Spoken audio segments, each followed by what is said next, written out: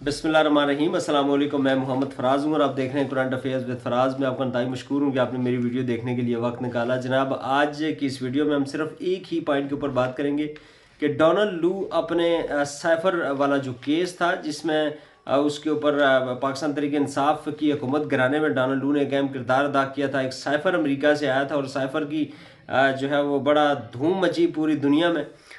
लेकिन डोनाल्ड लू जो कि मुअज्जब था उस साइफर का, जिसने धमकी दी थी और असद मजीद साहब ने उस साइफर फिर भेजा था पाकिस्तान को, वो अपने इस धमकी से कल मुकर गया जब कांग्रेस में उसको बुलाया गया और उससे सवालात किए गए और उसे कहा गया कि भाई आपने क्यों साइफर भेजा था और हकीकत क्या है। तो उसमें मुकर गया उस साइफर से कि मैंने ऐसा कोई साइफर नहीं भेजा था।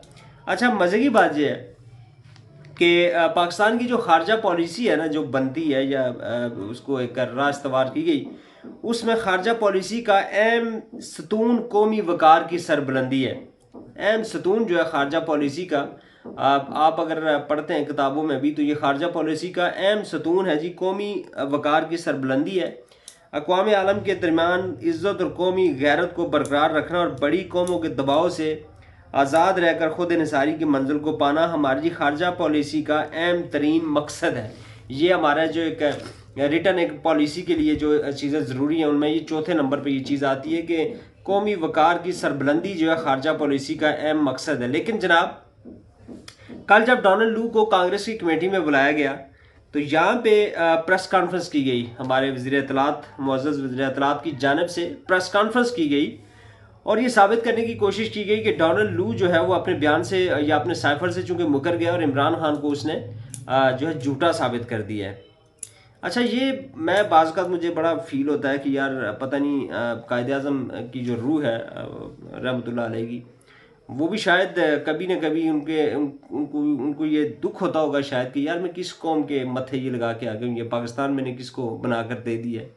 कि हम लोग फ़ख्र महसूस करते हैं कि एक शख्स जिसने आपकी मुल्क के अंदर इंटरवीन किया, आपकी हुकूमत को, एक इलेक्टेड हुकूमत को गिराया, धमकी दी, और धमकी भी किसको दी? आपकी पूरी स्टेट को उसने धमकी दी कि यार आपका जो वज़ीर-ए-आज़म है वो रशिया गया है और हमें ये चीज़ पसंद नहीं आई है, तो आप इसको अदम एतमाद के ज़रिए या निकाल दें, और अगर नहीं निकालते तो इसका फिर आपके ऊपर बहुत बड़ा असर पड़ेगा और आपको इसके कॉन्सिक्वेंसेस भुगतना पड़ेंगे।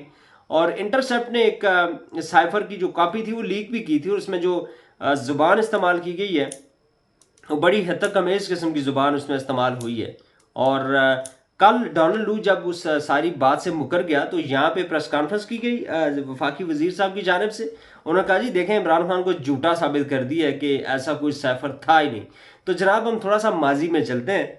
ये बात है 31 मार्च, if I am not wrong, 2022 की, जब एक नेशनल सिक्योरिटी कमेटी की मीटिंग होती है और उस मीटिंग के अंदर तमाम के तमाम जो शुरका होते हैं, जिसमें उस वक्त के आर्मी चीफ थे और बाकी जो मुअज़्ज़ज़ शुरका थे, उसके एयर चीफ होते हैं, नेवल चीफ होते हैं, वज़ीर आज़म होते हैं, वज़ीर ख़जाना होते हैं, ये तमाम के तमाम जो शुरका थे उस वक्त की हुकूमत के लोग भी और हमारी फोर्सेस के लोग भी, वो इस बात पर मुतफ़िक़ा तौर पर एक एलामिया जारी करते हैं कि ये जो साइफर आया है ये पाकिस्तान के अंदरूनी मामलात में खुल्लम खुल्ला एक इंटरफेरेंस है और ये एक जारियत है, एक बैरूनी इंटरफेरेंस, और जारियत का नाम इसको दिया गया और ये किसी सूरत भी काबिल कबूल नहीं है।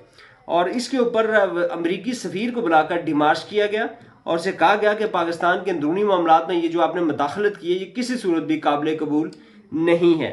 इट मीन्स कि उस साइफर के अंदर कुछ ऐसी चीज़ थी कि उस टाइम पे ये तमाम शुरका ने मिल बैठकर एक डिमार्श किया उस अमरीकी सफ़ीर को। फिर जनाब हुकूमत चेंज होती है और उसके बाद आ जाते हैं शहबाज शरीफ साहब, और शहबाज शरीफ साहब की सदारत में एक दफ़ा फिर ये मीटिंग होती है। 22 अप्रैल 2022 के बाद दोबारा ये मीटिंग होती है और उस मीटिंग में भी ये कहा जाता है कि बैरूनी मुदाखलत, अंदरूनी मामलात में मुदाखलत हुई है। ये फिर ये अल्फाज इस्तेमाल किए जाते हैं कि अंदरूनी मामलात में मुदाखलत हुई है और ये काबिल कबूल नहीं है। इट मीन्स कि साइफर दूसरी दफ़ा उसके ऊपर एक ठप्पा लग गया कि साइफर था और ये हकीकत था। अब डोनाल्ड लू जब मुकर गया तो फिर यहाँ से प्रेस कॉन्फ्रेंस करना कि यार साइफर तो था ही नहीं और इमरान खान को झूठा साबित कर दिया गया है, ये हमारी वो खारजा पॉलिसी का एक जो हम बड़ा अहम नुक्ता कहते हैं कि हमने अपनी जो एक कौमी गैरत है या कौमी वकार है, उसकी जो उसकी हिफाजत है, उसको हमने खारजा पॉलिसी का अहम सतून रखना है। तो क्या ये चीज़ कहना कि एक शख्स जो अपनी चोरी बचाने के लिए, एक शख्स जो अपनी गलती छुपाने के लिए अपनी ही कांग्रेस के अंदर एक बयान देता है कि मैंने ऐसा कुछ नहीं किया, क्योंकि वहाँ पे आज़ाद लोग हैं, वहाँ पे जो है कानून पे चलने वाले लोग हैं, उन्होंने कहा भाई तुम्हारी जरूरत कैसी, तुमने ये किया क्यों है, तुम होते कौन हो किसी दूसरे मुल्क के अंदर जाके मुदाखलत करने वाले। तो वो वहाँ जाके वो डर गया, ज़ाहिर है डरा होगा, तभी उसने जाके इनकार किया कि यार मैंने तो ऐसा कुछ नहीं किया। लेकिन उसको जस्टिफिकेशन दी जा रही है पाकिस्तान से कि नहीं जी देखें, जो डोनाल्ड लू है वो ठीक कह रहा है, इमरान खान साहब गलत कह रहे थे। लेकिन जनाब ऐसा नहीं है, इमरान खान साहब ने इसके ऊपर सख्त रद्दअमल उस वक्त भी दिया था और अभी भी दिया है। और एक बात तो तय है कि अगर डोनाल्ड लू को सच मान लिया जाए तो फिर इमरान खान के ऊपर जो केस बनाया साइफर का, ये केस क्यों बनाया गया भाई? अगर साइफर था ही नहीं तो फिर इमरान खान ने लीक क्या किया? फिर इमरान खान ने अवाम के सामने जो जलसा था 22 मार्च चला उसके अंदर, सॉरी 27 मार्च चला, उसके अंदर इमरान खान ने क्या ऐसी चीज़ दिखाई है अवाम को जिसके ऊपर ऑफिशियल सीक्रेट एक्ट के तहत मुकदमा बना? ये एक अपनी जगह एक बात है। और फिर अगर साइफर था तो फिर इमरान खान के ऊपर फिर भी मुकदमा क्यों बना? फिर तो हकीकत थी, एक हकीकत थी, वो इमरान खान ने सच बताया और साइफर लहराया भी नहीं है। एक उसका एक बताया उन्होंने कि एक लेटर है, चूंकि मैं उस जलसे में शामिल था, उसमें एक लेटर उन्होंने कहा था कि एक लेटर है और किसी मुल्क का भी उन्होंने नाम नहीं लिया था। तो ये जनाबे वाला इसी जहन में रखें कि ये जो कल डोनाल्ड लू की जो पेशी है कांग्रेस में, उसके बाद दोनों तरफ लोग फंस चुके हैं। और डोनाल्ड लू इतना एक अजीब शख्स है कि खुद मतलब अपने जो उसके बयानात हैं उसके ऊपर वो कभी खड़ा नहीं होता। मज़े की बात है कि डोनाल्ड लू कहता है जी कि मुझे मेरी जो अपनी बीवी है उससे मेरी जो पहली मुलाकात हुई है नेपाल में हुई थी। और फिर एक जगह वो कहता है कि मेरी पहली बीवी जो है उसकी मुलाकात, उसके साथ मेरी मुलाकात इंडिया में हुई थी। और फिर कल कहता है जी कि मेरी बीवी जो है उसकी मेरी जो पहली मुलाकात है वो पाकिस्तान में हुई थी किसी रिफ्यूजी कैंप में, और वहीं पे हमारी शादी और वो बच्चे वगैरह जो भी उसके वो सारी चीज़ें उसने कही। तो एक ऐसा शख्स जो अपने पर्सनल लाइफ के हवाले से भी सच नहीं बोल सकता, तो क्या वो पाकिस्तान के मामलात के हवाले से सच बोल रहा होगा? और चलें उसको थोड़ी देर के लिए साइड पे रख देते हैं।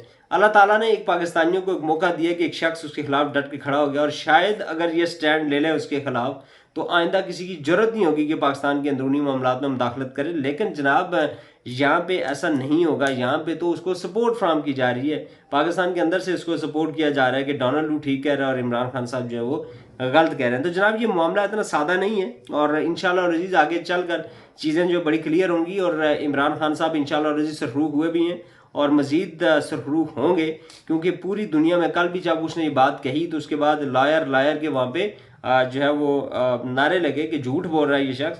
तो चीज़ें बड़ी जो है वो क्लैरिटी की तरफ जाएंगी। और इमरान खान साहब ने जेल से जो पैगाम दिया है कि ये हुकूमत 6 महीने नहीं चल सकेगी, उन्होंने कहा कि मेरी जो रिहाई है वो भी जाके नवंबर के आसपास होगी जब डोनाल्ड ट्रंप की हुकूमत अमेरिका के अंदर बन जाएगी, और उस वक्त जाकर शायद मुझे रिहाई मिल जाए और हुकूमत तकरीबन 6 महीने ही चलेगी। और अगर फैक्ट एंड फिगर को सामने रखा जाए तो बाजार लगता भी ऐसा ही है। इस वक्त जो ख़जाने की सूरत हाल है उससे भी यही लग रहा है कि हुकूमत के लिए चीज़ें आगे काफ़ी मुश्किल होने जा रही हैं, और आवाम के लिए भी ऑब्वियसली मुश्किल होने जा रही हैं। बिजली और गैस की प्राइसेस में मज़ीद इजाफा होने जा रहा है, और 35 लाख जो हमारे छोटे दुकानदार हैं या जो छोटे ताजर हैं उनको टैक्स नेट में लाने के लिए बड़े लेवल पर इकदाम किए जा रहे हैं। निजकारी का मामला है, पीपल्स पार्टी इसके इस रास्ते में रुकावट बनेगी, और फिर इस तरह की चीज़ें हैं जो ये आगे चलकर खुद ही आपस में दस्तों गिरबान होंगे, और फिर अदम एतमाद आएगी, और फिर शहबाज शरीफ साहब को जो है वो उनका बोरिया बिस्तर गोल कर दिया जाएगा। ये इमरान खान साहब की पेशन गोई है, और आज तक की अगर पेशन गोइयों को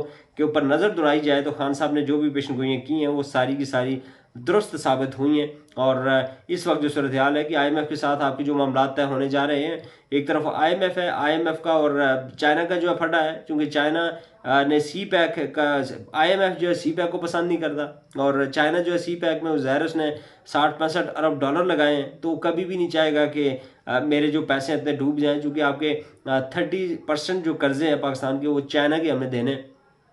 तो ऐसा नहीं हो सकता कि IMF जो है वो CPEC को भी रोल बैक करवा दे, चाइना चुप करके बैठा रहे, तो चीज़ें बड़ी कम्प्लिकेशंस में जाएंगी आगे। और ये पाकिस्तान के लिए नुकसान की बात होगी, पाकिस्तान के अवाम के लिए नुकसान की बात होगी।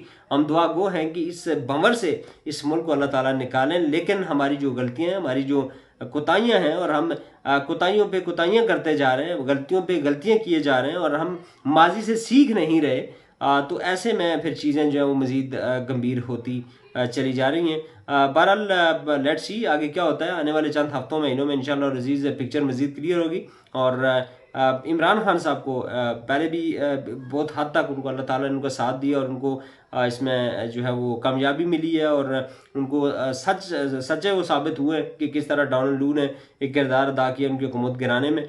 और फिर ये आहिस्ता आहिस्ता इंशाल्लाह अज़ीज़ ये मज़ीद खुलकर चीज़ें सामने आना शुरू हो जाएंगी।